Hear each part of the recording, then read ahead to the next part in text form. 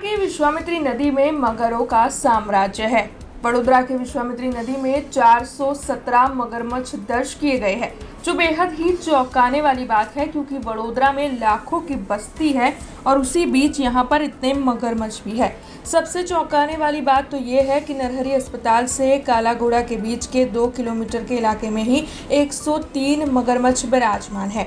महाराजा Sayajirao university के experts के मुताबिक वडोदरा विश्व का एक लौता ऐसा शहर है जहां पर लाखों की इतनी ज़्यादा बस्ती के बीच में इतनी बड़ी तादाद में मगरमच्छ बसते हैं, यानी कि यहाँ पर मानव और मगरमच्छ एक साथ उनका सह अस्तित्व नजर आ रहा है, जो कि सचमुच बड़ी ही चौंकाने वाली, बड़ी ही अचरज, कुतूहल ले आने वाली बात है। જે ક્રોકોડાઇલ કાઉન્ટ પૂરો થયો છે એ ખૂબ જ રિગરસ કાઉન્ટ હતો, એટલે ખૂબ જ પાકા પાયે મગર ગણતરી થયેલી છે અને અત્યારના મારી પાસે ડેટા આવી રહ્યા છે, ડેટા શીટ્સ આવી ગઈ છે, પણ એનું એનાલિસિસ હજી બાકી છે.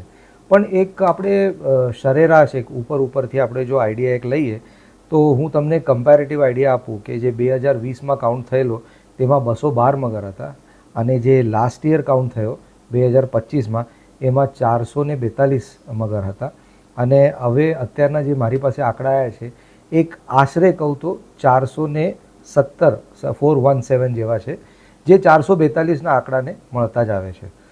હવે આના પરથી આપણને શું ખબર પડે છે? એક તો કે મગરની હેલ્થ ઓવરઓલ સારી છે, કોઈ પણ સડન ડિક્રીઝ એટલે કે અચાનક કોઈ સંખ્યામાં ઘટાડો કે એવું કંઈ નથી.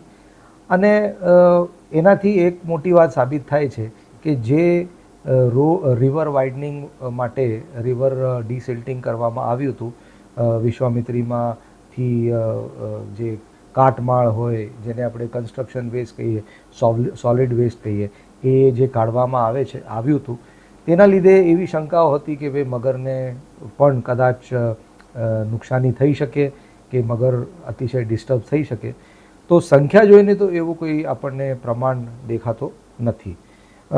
બીજી રસપ્રદ માહિતી એવી છે કે સૌથી વધારે મગરની ડેન્સિટી નરહરી હોસ્પિટલથી કાલાઘોડા વચ્ચેની છે, જે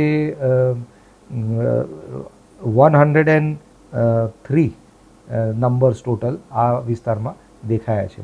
હવે બાકીના જે બધા ઝોન્સ છે એનું એનાલિસિસ હજી ચાલી રહ્યું છે, બાકી છે, અને બધા જ્યારે એનાલિસિસ થઈ જશે, એક 10 અઠવાડિયું લાગશે, અઠવાડિયું 15 જેવું લાગશે, ત્યારબાદ એની એક અમે રિપોર્ટ બહાર પાડશું.